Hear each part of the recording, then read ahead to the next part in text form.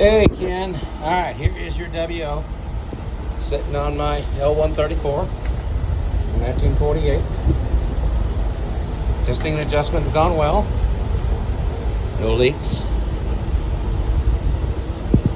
no runs, no errors. Nice and dry down inside. Alright, let's go ahead and fire it up.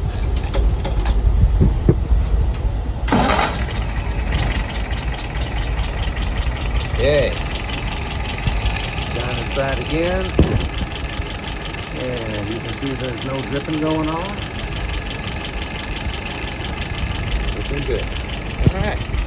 Let's look at some numbers. Idle RPM right now is about 680. Fuel pressure 2.75.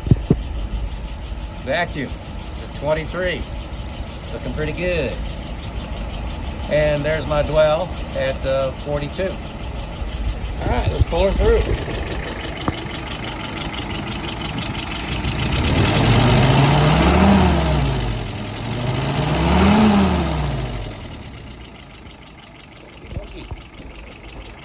Think you're gonna like it?